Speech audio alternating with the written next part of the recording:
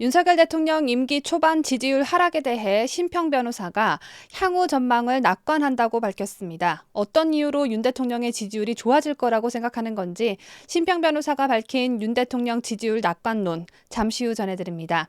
북한이 코로나 진원지로 우리 측에서 날아들어온 대북 전단을 지목했습니다. 심각할 정도로 웃긴 이 소식 함께 전합니다.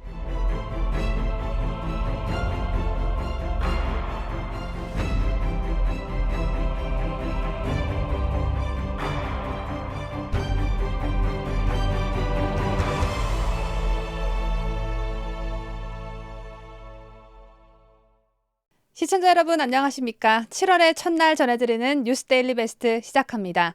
심평 변호사가 최근 윤석열 대통령에 대한 국정운영 평가와 국민의힘 당 지지율의 동반 하락과 관련해 김종인 선생은 심각한 상황이라고 표현했지만 나는 향후 전망을 낙관한다라고 말했습니다.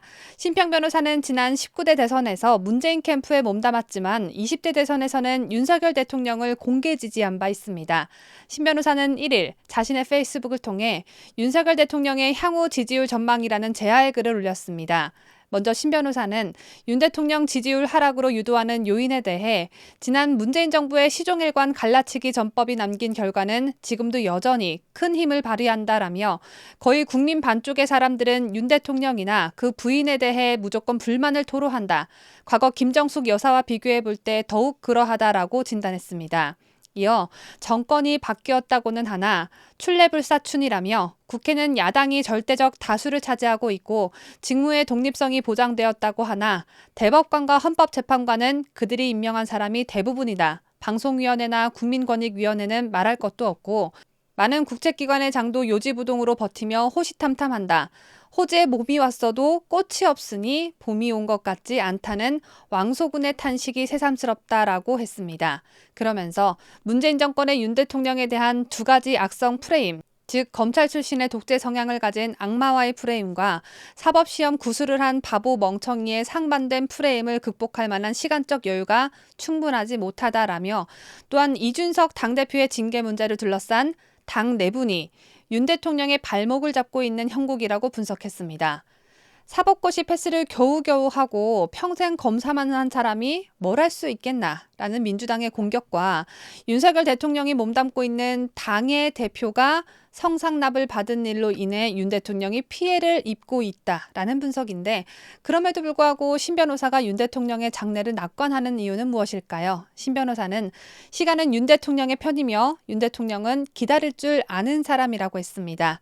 그러면서 윤 대통령이 꾸준히 탈권위의 신선한 모습을 보여주고 뛰어난 대중정치인으로서의 역량을 발휘하면 국민은 시간이 지남에 따라 차츰 그 주위에 설 것이라고 했습니다. 또 윤 대통령의 필체를 분석하면 그는 시간을 지배하는 사람이라며 그는 현재의 상태에 실망하지 않고 꾸준히 기다리며 자신의 최선을 다해 나간다. 이렇게 노력하다 보면 상황의 호전과 역전을 반드시 일어난다라고 전망했습니다.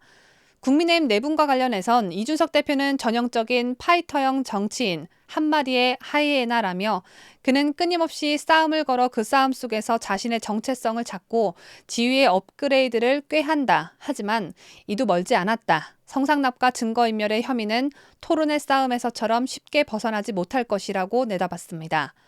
끊임없이 싸움을 거는 한 마리의 하이에나. 이준석에게 너무나도 잘 어울리는 성향의 동물인 것 같습니다. 한 그룹의 리더가 그룹원들의 충언을 귀담아 듣고 좋은 의견들을 모아 더 좋은 방향으로 당을 이끌고 발전시켜 나가지는 못할 망정 자신을 비판하거나 생각이 다른 사람들과는 무조건 싸우고 잘못은 인정하지 않으며 또 무조건 본인이 이겨서 승자가 되려고 하니 하이에나는 이준석에게 찰떡같이 잘 맞는 괴팍한 동물이 아닐 수 없습니다. 다만 심 변호사는 윤 대통령을 향해 깊은 침잠의 기회를 가지며 지지율 하락의 원인을 캐보았으면 한다고 일침했습니다. 심 변호사는 무엇보다 정권 초기의 인사가 국민에게 감동을 주지 못했다라며 워낙 경제적 위기의 파고가 높긴 하나 우리 사회가 시급히 필요로 하는 개혁의 뿌리를 보지 못하고 있다. 이 두 가지의 점에서 반성과 시정의 조치가 행해진다면 금상첨화일 것이라고 했습니다. 윤 대통령은 이준석처럼 자신의 생각만 중요시하는 사람이 아니므로 심평 변호사의 충언을 귀담아 들을 거라고 장담하는 바입니다. 다음 소식입니다.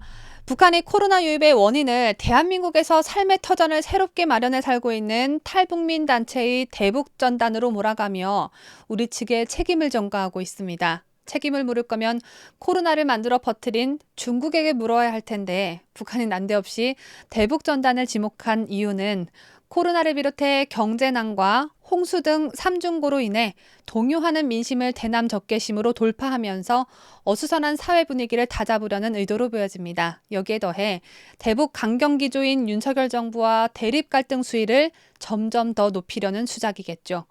이건 그냥 우스갯소리인데요. 대북 전단 때문에 코로나가 유입됐다라고 한다면 앞으로는 전단지를 싹 소독해서 보내야겠습니다. 조선중앙통신과 노동당 기관지 노동신문은 1일 코로나 최초 발생지가 남쪽과 인접한 강원도 금강군 이포리라고 공식 발표했습니다. 이포리는 남쪽 강원도 인제군 서화면, 양구군 해안면과 접해 있는 남북 최접경 지역입니다. 특히 북한은 4월 초 이포리에서 18세 군인과 5세 어린이가 병영과 거주지 주변 야산에서 색다른 물건과 접촉하면서 최초 발생했다고 주장했습니다. 다만 그 색다른 물건이 구체적으로 무엇인지는 적시하지 않았는데 그러면서도 접경 지역 등에서 바람을 비롯한 기상 현상과 풍선에 매달려 날아든 색다른 물건들을 각성 있게 대할 것을 주민들에게 촉구했습니다. 북한은 이번 조사의 주체가 국가과학원 생물공학분원, 생물공학연구소, 바이러스연구소, 의학연구원, 국가보위성, 사회안정성, 중앙검찰소 등 해당 단위의 능력 있는 일꾼, 전문가들이 망라된 조사위원회였다며 주민들에게 신뢰성을 심어주기 위한 노력을 갖가지로 다했습니다. 마치 지들이 과학적 분석을 엄청나게 한 것처럼 말입니다. 최근엔 북한 사람들도 몰래 보는 한국 드라마를 통해 대한민국 문화와 현재 사회 환경 등을 많이 접해서 북한과 대한민국의 차이가 얼마나 나는지 대부분 다 알고 있는 게 사실입니다. 이러한 현상을 막으려 하는 북한은 우리 남측에 대한 일상적이고 식상한 비난보다는 주민들의 삶을 파괴하는 전염병의 유입이 탈북민 단체의 대북전단과 이를 방치한 윤석열 정부의 탓으로 돌리는 것이 훨씬 효과적일 수 있다라고 판단한 것 같습니다. 여기에 더해 윤석열 정부 출범 이후 탈북민 대북단체의 전단 활동이 더욱 활발해지고 군 당국까지 전단 살포에 나설 가능성 또한 우려하고 있는 듯합니다.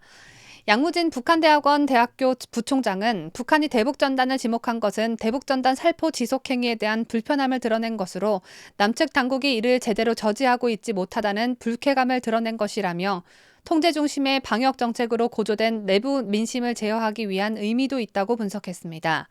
특히 북한이 이번 코로나 유입의 원인을 공개적으로 공표함으로써 남북 간의 대화는 더욱 어려워질 것으로 관측됩니다. 북한이 최근 며칠간 내린 호우로 임진강 상류 환강댐 수문을 열어 무당 방류하면서도 남측의 사전 통보 요구에 불응한 것도 이런 맥락에서 이해할 수 있는데요. 조만간 북한은 니네도 코로나를 무단으로 우리 측에 전파했는데 그 보답으로 우리는 넘치는 빗물을 흘려보내준 것이다. 이런 어처구니 없는 메시지가 나오지 않을까 예상됩니다. 제가 준비한 소식은 여기까지입니다. 기분만큼은 시원한 주말 만들어 나가시길 바랍니다. 끝까지 시청해주신 여러분 대단히 고맙습니다.